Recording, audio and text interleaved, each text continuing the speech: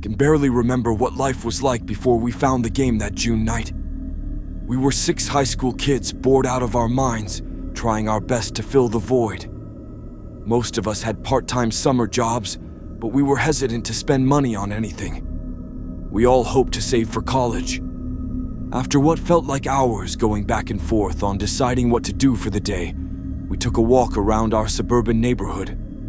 It was the end of a yard sale day, and most people were packing up and heading inside. A few people still remained outside, eager to sell. We didn't really have the intention to buy anything, but I still combed through the last pieces of used crap people set out. I always think I'm going to find some kind of amazing treasure, but always end up questioning my purchases hours later. I found myself digging through a shoebox full of old board games. I thought I might be able to find a new game for all of us to play. I also figured since it was the end of the day, I might get it for super cheap. At first, I only saw games that looked in too bad of shape to even buy. That, or it was a game I knew my friends wouldn't want to play. I've always been a board game fan, but not so much my friends. I had to beg them for months to play D&D with me, and they were only willing to play it for my birthday. I'm always trying to find new games that might interest them. I was ready to give up, but then I saw a game at the bottom that I'd never heard of. Tasks with Friends, with the tagline, "The game you and your friends will never want to put down." The box looked colorful and pretty worn out, but not so bad that we couldn't play with it. It just looked well loved. I tried to open it up, but the sides were taped down. I mean, it makes sense. You don't want all the pieces to come flying out after all. I didn't see a price tag or sign for the price, so I found the owner and asked her, "Excuse me, how much are you charging for the game?" I said eagerly to the woman while admiring the bright-colored box that lacked any company branding or trademarking. "Oh, that old thing. I don't know. Do you have $1 on you?" the woman said as she put the yard sale leftovers into one big box. As she told me the price, I perked up and started to dig through my purse. She either got annoyed with me taking too long or just wanted to be nice and told me to just take it. She immediately started to back up her box again. "So, is the game any fun?" I said to her awkwardly. I actually never played it. My friend Jen gave it to me a few years back because her kids got obsessed over it or something, so she just wanted to get rid of it. She thought my family would enjoy it, but we just never got around to playing it, she said with her back facing me. I kindly thanked her and called for my friends to come over to see what I got. As I called for them, I could see their curiosity over what I found. That excitement was quickly lost when they saw I had a board game in my hands. They rolled their eyes, knowing that I would try and get them to play it with me. "Kate, you know we don't do the board game thing," Aaron said to me, annoyed. "Come on, guys. You've all been going on and on all day about how bored you are. At least try. This game looks really fun. I actually haven't played this one before, so we can all learn together," I said as I saw their faces start to grow curious again. James came up to me and gestured at the box in my hand. I gave it over to him, hoping that he would be convinced to play after looking at it.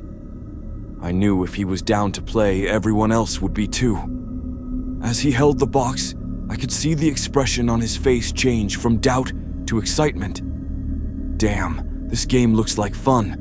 Let's go play," he said with a giddy tone I'd never heard him use. He started to jog in the direction of his house, with me close behind, and the rest of our friends slowly walking behind me, looking confused as to why James was so excited to play a board game when he was normally the person most against them. We all made it back to James's house. We walked in and were greeted by his mom, confused as to what made her emotionless son so excited. As we stood in the entryway, not sure what to say, we heard him calling us from the basement. We ran down the steps to see the game fully set up on the floor and ready to play. He was sitting on a pillow reading the instructions with intense concentration. "James, are we actually playing this game?" Bree whined. "Yes, we are. I promise. If you just sit down and start to play, you will have fun. I had a chance to learn the rules while you guys got here." James insisted as he shuffled a pile of cards one last time. After a few minutes of back and forth, everyone was sitting down and ready to play. James explained the rules of the game directly from the intrusion manual. Each player starts with their token at the start of the board. Players will take turns drawing a card from the top of the deck. Each card will have a task. If that task is completed, you may move the number of spaces that are specified on the card. Once you see the card, it will say "Secret" or "Public" at the top. If it's a secret card, do not read it out loud. This task must be completed without anyone noticing or questioning the action on the card. For example, hold someone's hand, sing a song, insult someone, etc. Just complete the task without anyone calling you out. If a player does something you believe to be a secret task, say out loud, "Deceiver," if the player was caught. They will show their card and fail their task. Do not move any pieces. If the person who calls out "Deceiver" wrongly accuses the player, then they must move back one space. The accused player will keep that card and continue to try and complete the task. Once you have successfully completed a secret task, you may announce "Task complete" and move your token forward as many spaces as specified on your task card. If you pull a public card, you must read it out loud. These cards will include things like saying the alphabet backwards, don't say or until your next turn, singing a karaoke song, playing dead for 1 minute, etc. Some cards have time limits and specific instructions. Every card will clearly state the task. The player who gets their token to the end of the board wins. The game will start with the player who lied last drawing a card. Take turns drawing one card at a time, with the person to your right going next. Have fun! James folded the paper instructions up and sat them by his side, asking if anyone had questions. No one said anything. It seemed like they all understood the game fine, or maybe they just didn't care yet. "All right, let's get the game started," James proclaimed, but was met with blank stares. "Come on, guys. I just read the rules. You should know how the game starts. We have to start with who lied last." Everyone remained silent. No one wanted to say their last lie. "This is so dumb. I guess I'll go. I told my mom that Henry wasn't hanging out with us when I left the house." "There, I'll go first," Bree blurted out as she leaned forward to grab a card. As she looked at it, she rolled her eyes. "This is so dumb. Why are we playing this game?" "Come on, Bree. It can't be that bad. Can you read it out loud?" Henry said, sensing that the card was embarrassing. "Ugh, public card. Pretend to be a cow for 3 minutes." She threw the card down and looked at Henry, who was to her right, expecting her turn to just be over and not wanting to even try. The rest of the group started to laugh and encourage her, chanting her name and begging her to do it. After about a minute, she gave in and got down on her hands and knees. When she first started, she was annoyed, staring daggers at Henry. As her time ran down, I could see in her face her feelings towards the game change. When the timer went off, she didn't stop for a few seconds. She kept going because she was laughing so hard. "That was so fun." Someone moved my token up one space. "Henry, it's your turn now," Bree said with a giggle and a newfound excitement. Henry looked at her in disbelief. He was so used to her cold exterior, but liked that this game made it melt away. Henry picked up his card. He motioned, zipping his lips shut, and shook his head. Me, Bree, and James all squealed in excitement, with the rest of the group looking lost, not understanding what they missed that got us so excited. Since Henry had a secret card, it was AJ's turn. She was chuckling along, but clearly just doing it because she didn't want to look dumb for asking us what was so funny. She pulled her card and read it out loud. It's a public card," she said with a dry tone, trying to gauge the room and observe everyone else as they celebrated her public card. "It says I have to do jumping jacks until my next turn." As she stood up, everyone in the room cheered her on, except for Aaron. As she got to her feet, she paused and looked over at Aaron. I can imagine he felt like the only sane person in the room and wasn't sure what was going on. After a second of hesitation, she started her jumping jacks. Aaron looked around at us, eyeing him down desperately, waiting for him to read his card. By the time he finally picked up his card, AJ had started to laugh while doing her jumping jacks. "Sorry, it's a secret card," Aaron said nervously as everyone wiggled with happiness. "Well, looks like it's my turn," I said as I leaned forward, but was cut off by Henry quickly standing to his feet and lunging towards AJ. Tackling her to the ground, interrupting her jumping jacks, and making a loud thump as they hit the ground. "Henry, what the hell are you doing? What's wrong with you?" Aaron yelled in a serious tone that turned into him trying not to laugh by the end of the sentence. "I'm calling a deceiver on that tackle, Henry," Bree stated with a laugh. Okay, you got me," Henry said, while still laying on AJ from his tackle. They both smiled over the event, even though it clearly hurt when they hit the floor. But you have to admit, that one was tricky. I tried to start my turn again, but was interrupted by Aaron. "Ha! Task completed." I yelled at Henry and didn't get caught. "I get to move 2 spaces," he said as he smugly moved his token 2 spaces on the game board. We kept playing the game for hours. We finished the first game, and everyone wanted to play again, and again, and again. I looked around at them in disbelief. It felt impossible that all my friends were enjoying a board game. It was a dream come true, after years of begging. Finally. Normally at hangouts like this by 10 p.m., Bree and Henry would wander off to make out in some closet, AJ goes home to sleep, and Aaron, James, and I are left to awkwardly try and find something to do with just the 3 of us. It got to be 2 a.m. and we were either exhausted or our parents calling us telling us to come home or we would be in serious trouble. We all went back to our houses but all had a hard time going to sleep. We stayed up until 5 a.m. for some of us, just talking about the game over text. Strategies, when we could play again, funny things that happened that night. We couldn't get enough. The games we played started out pretty simple. No tasks got too wild, and while we really loved to play, it wasn't like it was taking over our whole lives. Not yet, at least. Because we played the game at James's house the first time, we ended up just keeping it there.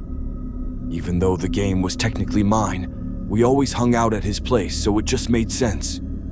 It was around 10 a.m. the next day when our group chat started to blow up, with everyone asking when we could get together that day. Now, because it was summertime and we were all teenagers, we either had work in the mornings or most of us slept until noon. But not me. I was always up early waiting for my friends to get up, so I had something to do, or trying to make some money as a dog walker. That being said, I was shocked when I saw that everyone was up and everyone claimed to not have work. James didn't have a job at that point, so of course he was free, but everyone else was too. That did not happen often. We all met up at James's place at around 11 a.m. that same day. Everyone eager to play. We must have played 10 games that day. The games consisted of us doing accents, being banned from saying certain words, backflips, and so on. Nothing too weird. We realized after a few games that we never got a repeating card. Not one time. This was strange because there were probably 200 cards in the deck, but even with us playing a dozen games, every card was new. I knew I had a couple of dogs to walk that evening, but texted the owners to cancel. No way was I going to leave while all my friends were enjoying a board game this much. I knew AJ said something about her having a shift at 4 p.m., but when the time got close, she went to the other side of the room and called out of work. She didn't even mention it to us or talk about it. She just stood up, walked to the corner, talked to her manager, and came back. No one thought anything of it. After a few minutes, she loudly proclaimed, "Task completed," moving her token up 3 spaces. We looked around confused at what task she had, and the card said, "Call out sick to work." We were surprised by this card, to say the least. It was the first time a card had to do with something outside of the players. Everyone else in the group canceled any plans they had for the rest of the day, although AJ was the only person who completed a task for it. It was around 11 p.m., which made it a full 12 hours of the game. Bree pointed out that we forgot to eat any food all day. After thinking about it, I realized that I hardly drank any water and went to the bathroom like one time all day. Things started to get out of hand that night. AJ pulled a card that said to go into a closet with the player to her left and kiss them for 5 minutes. Of course, that player was Henry. Bree was not happy, but she knew how serious everyone was about the game. She told him she wasn't okay with it, but he insisted that it was just a game and it wouldn't mean anything. It was worth 4 points for both people who would go into the closet. AJ and Henry stood up and went to find a suitable space, all while Bree freaked out and said she would end things with Henry if he went through with it. It was never completely clear what Henry and Bree were. They don't like to use boyfriend and girlfriend, but everyone knew they were a thing. Aaron tried to call it off, saying this wouldn't be worth it and to just stop, but it was like they didn't even hesitate. Bree sat on the carpet and started to cry as the timer on her phone counted down an agonizing 5 minutes. I thought I would either hear kissing or nothing at all, but instead, I heard talking. It started as soft whispers, then crying and yelling. They stayed in for about 2 minutes, then came tumbling out. "That's it, Henry. I can't believe you would do that for a game." "We are over," Bree said with a red, wet face. Henry came and silently sat down with AJ.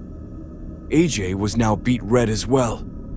Despite 3 of my friends just going through something I couldn't wrap my head around, they all looked at James calmly and nodded for him to pull his card. No one had moved any tokens forward, so it was clear they failed their task of kissing in the closet. James hesitantly leaned in for a card and read it to himself as we were bombarded by Bree, AJ, and Henry, all saying, "Task completed," and then shot confused faces at each other. They all threw down their cards and moved their tokens forward. Bree's card said, "Break up with Henry." Henry's card said, "Make AJ cry," and AJ's card said, "Tell Henry you love him."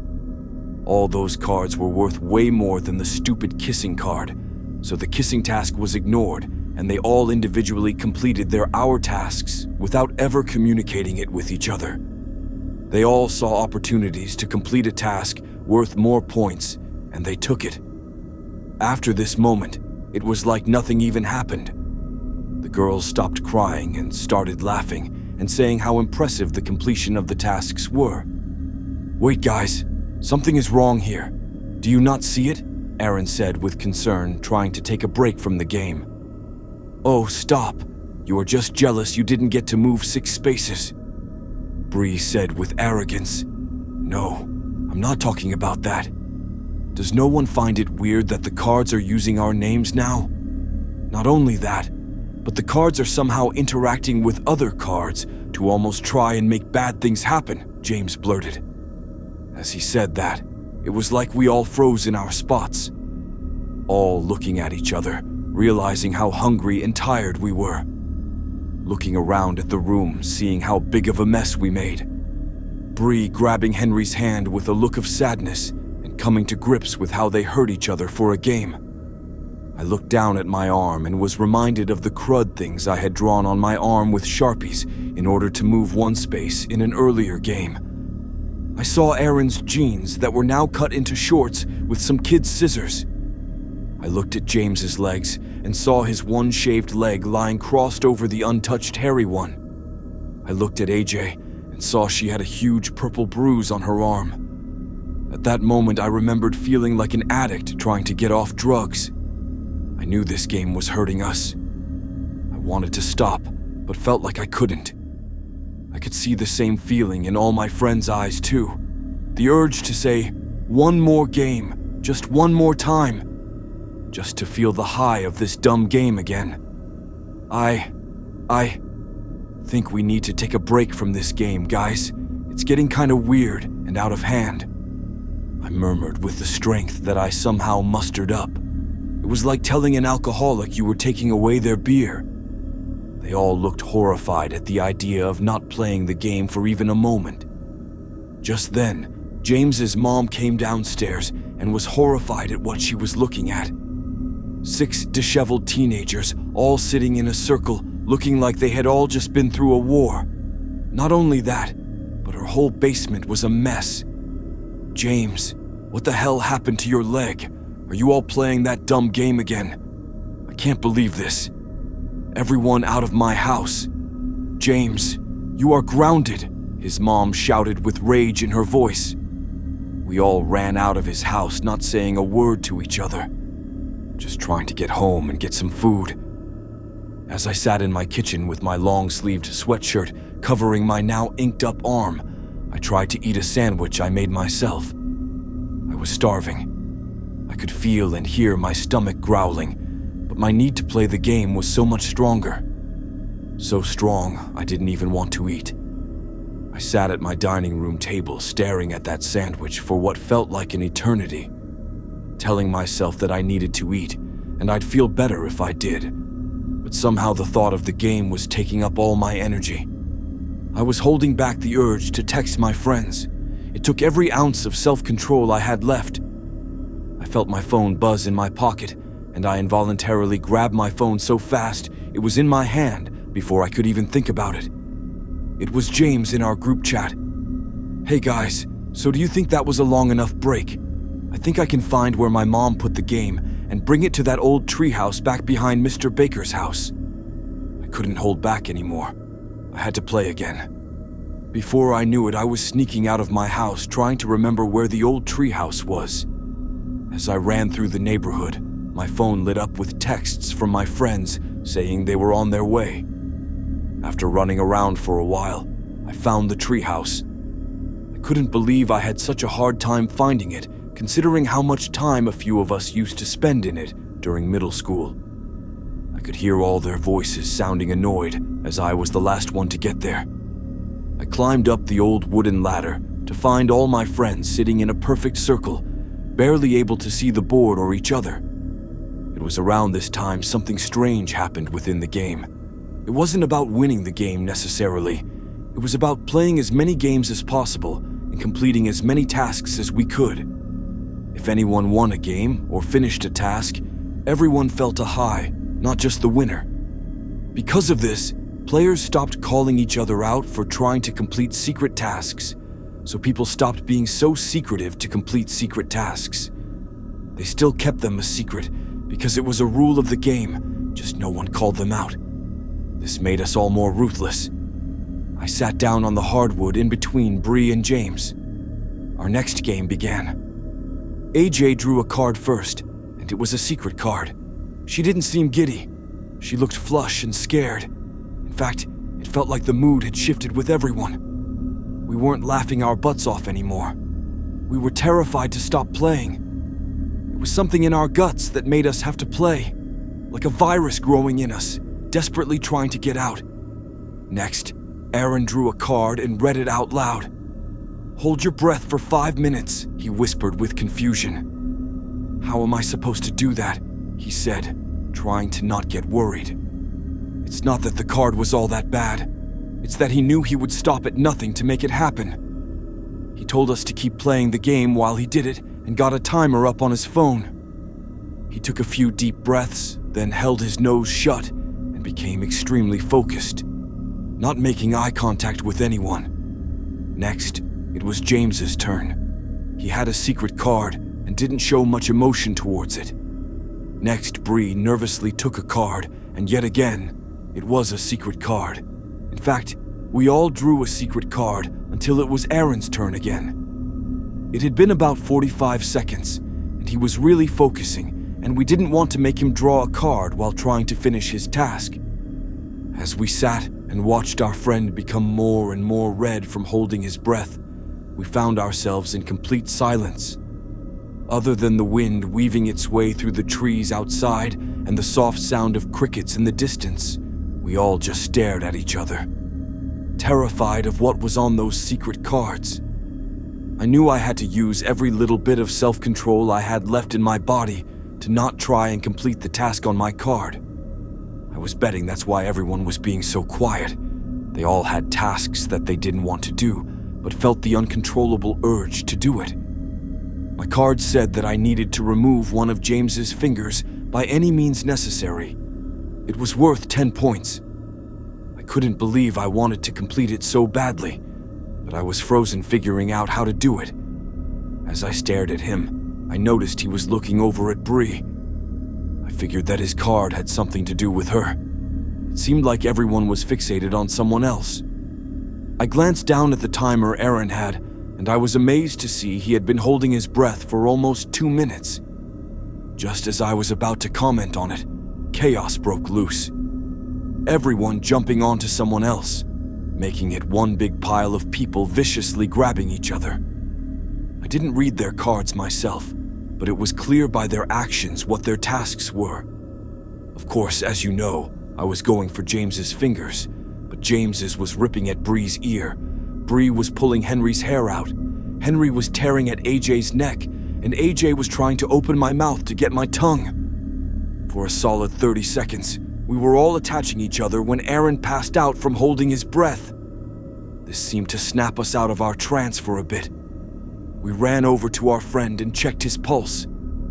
After we realized he was still breathing, we got lost in the game again, and all jumped on each other to keep brutalizing one another. Just as I got my teeth around James's pinky finger, we saw a bright flashlight coming through the cracks in the treehouse and froze.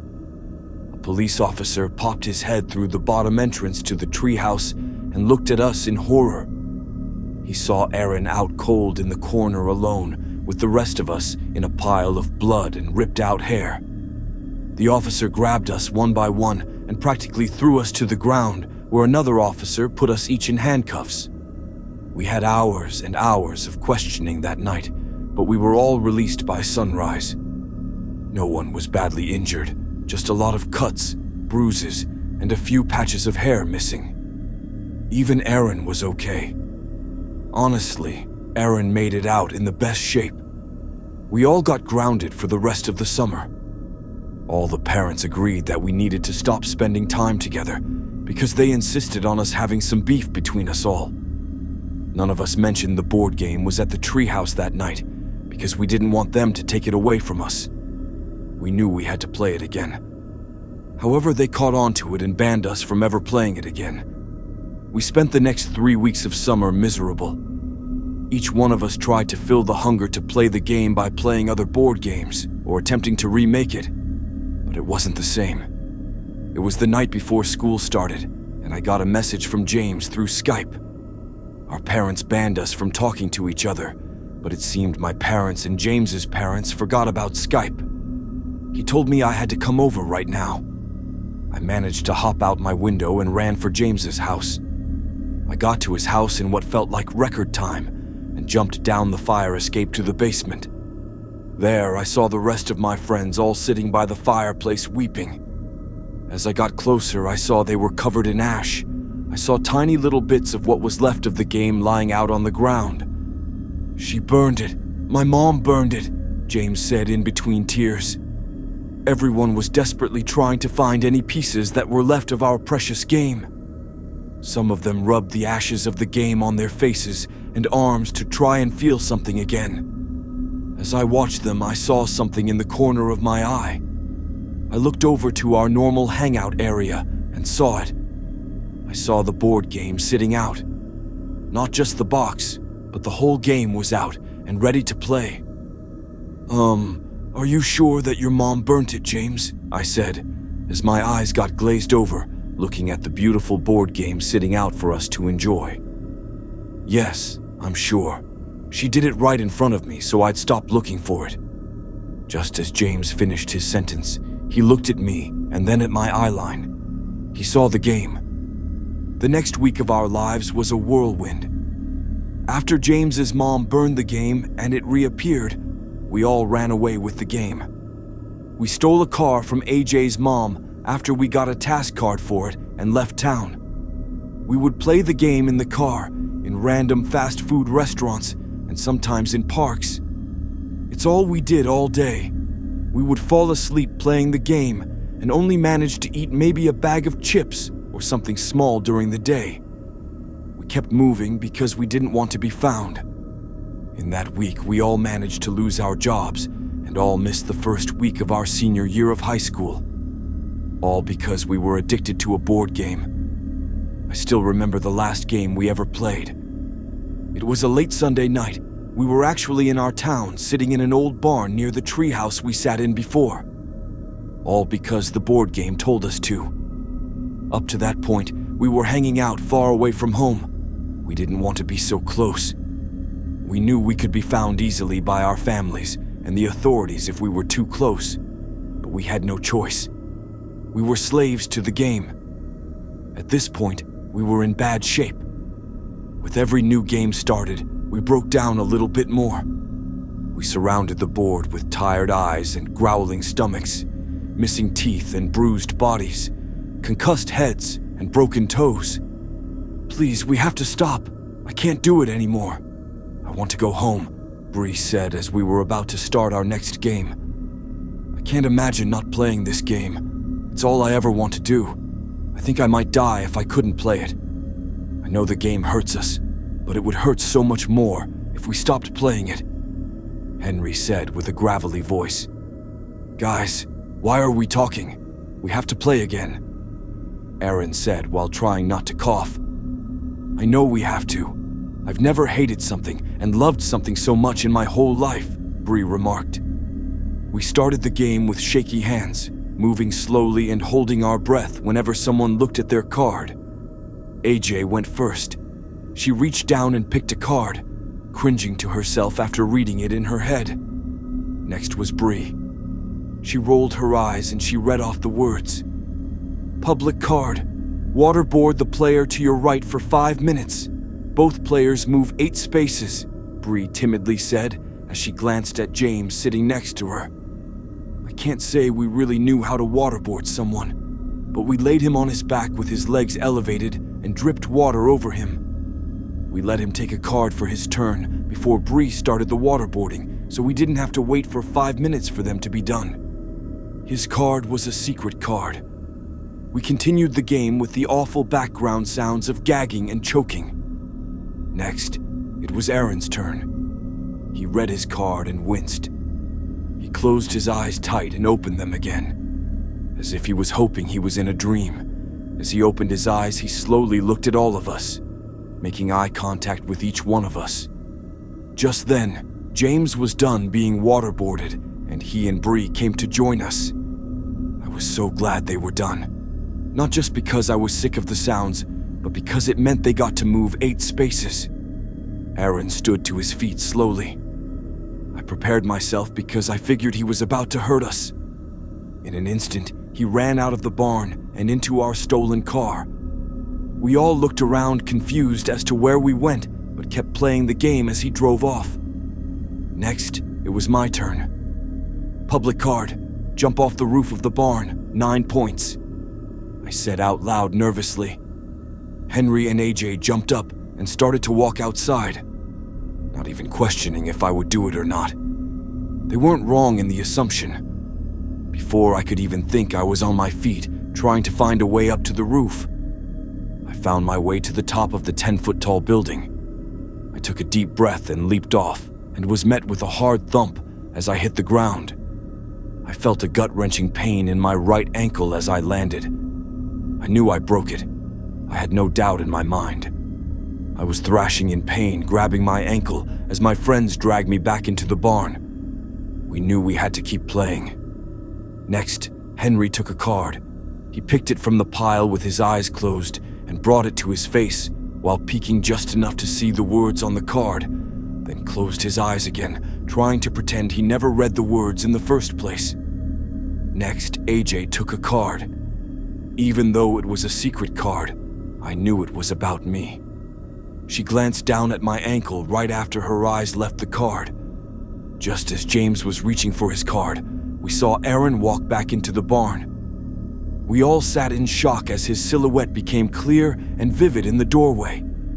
Blood trickled down his arms and hands, dripping on the dirt as we all stared at each other. His eyes were blank at first, but then turned to pain.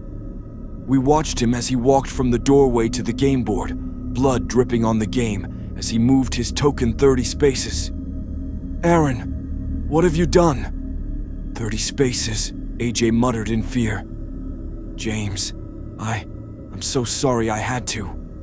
Aaron whimpered as sat in the dirt with his secret task card crinkled in his bloodied fist. "Tell me what you did right now. What the hell does your card say? Show us!" James yelled as he stood to his feet.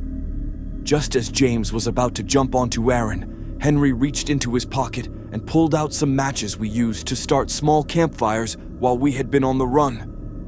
We all stood still waiting to see what he was about to do as he lit 3 matches and threw them into the nearby hay bales, igniting the whole inside of the barn. Without hesitation, AJ saw the opportunity and stomped on my ankle as hard as she could. If it wasn't broken before, it sure was now. I looked down at it to see it now bent sideways. She then stomped on my other ankle, not breaking it but making it so I couldn't walk. She moved her token 12 spaces. Even though I was in agony from the pain, I still felt such an intense high from her moving so many spaces. Aaron dropped his card in the midst of everything happening. James fell to his feet to see the card and started to weep as he read it out loud. "Secret card. Kill James's mom. Move 30 spaces," he said with anger bubbling up. "I can't believe you would do that for a dumb game. How could you do this to me?" "I couldn't control myself. Come on, you know what I mean. I couldn't control myself." "Don't do anything you will regret," Aaron said cautiously. "Oh, I think it's a little too late for not doing things we regret," James said as he jumped onto Aaron, choking him with all his strength. It seemed at that moment he was able to break free from the control of the game. He wasn't feeling the high of someone else completing a task. He just felt hate. Red-hot hate. I was overwhelmed, to say the least. The barn was in flames. James was trying to kill Aaron, and to make matters worse, AJ out of nowhere jumped up and dug a pocket knife into Bree's stomach. Now Bree and AJ were in a fighting match too. Henry and I sat across from each other in disbelief at our surroundings. He looked at me with death in his eyes as he reached for a card. It wasn't even his turn, but I don't think he cared anymore. He knew the others would be occupied for a while. The fire was getting bad. I knew I had to get out of that barn as soon as I could. Because of the damage done to my ankles, I couldn't walk, so I dragged my body out of the barn, taking the game with me. I made it a few feet and looked back to see Henry not moving. He set his card down on the board before I started to drag it with me, and I read it as I continued to crawl. "Secret card. Let the fire overtake you. Move your token to the finish line and win the game." I was able to get out of the barn with the board game in hand. I sat and watched as the flames overtook Henry. He didn't even flinch when he caught on fire. As I saw it happen, I moved his token to the end space so he could win the game. I felt an intense high overtake my body as the game was complete. Only a few moments after Henry caught fire, the whole barn came down, with all my friends in it. I looked at the burning barn and then back down at the game. I'm ashamed to say that my biggest worry was not knowing who I'd play with now. I hate myself for thinking that, but that's how all the game is. I tried to start a new game by myself and drew a card, but that's when I saw the sirens of police cars and fire trucks pull up next to me. I was immediately surrounded by people trying to give me medical attention, taking me away from my game. I scratched and threw my body around like a toddler not getting their way. I remember them giving me some kind of sedative and waking up in the hospital. I was the only person to make it out alive that night. All I could say to the doctors and my parents was that I needed the game, that I had to play the game. It was the only meaning to life. It was the only reason I had to live. My parents got me a great lawyer, and I got out of everything by pleading insanity. Our families all knew the right people, and had the right money to ensure the word never got out about the deaths. They even managed to make the death of James's mom disappear. When they told me my friends were all dead, I didn't have much of a reaction. I just kept asking where the game was. When they eventually told me the game was gone and never coming back, that's when I lost it. They had to put me into restraints because I kept hurting the hospital staff from my meltdowns. I started to threaten the staff and told them all the horrible things that would happen to them if they didn't get that game back to me. I eventually ended up in a psychiatric hospital. I yelled and screamed so much that I never had my voice.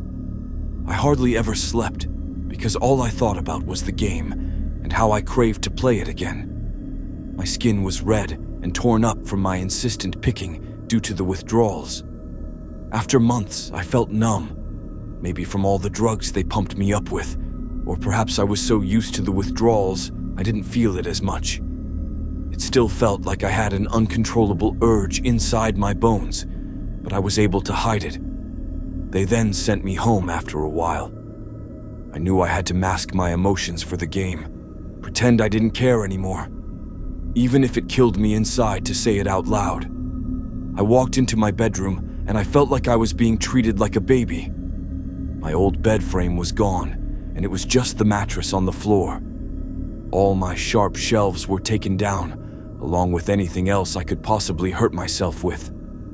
I rolled my eyes but knew my parents had to make these changes for me to even come home. I sat on my bed and I looked around at my room, now with a doorknob that locked from the outside to keep me in, as well as bars on my windows. I searched my room desperately to find something to take up my mind. That's when I dug through my closet and I saw it. I saw that beautiful, colorful box that I came to know so well, just hiding in the back of my closet waiting to be found. I knew it came back the first time it was destroyed, but it was feeling like it was a one-time thing. But here it was, patiently waiting for me to come and play it. I ripped open the box, giving myself a paper cut in the process, and started to play the game by myself. With all that being said, I can finally say, task completed, and share what my first card said in that solo game. Secret card, spread the word about this game online so more people can join us. Move 20 spaces. So what do you say? Care to come join me for a game?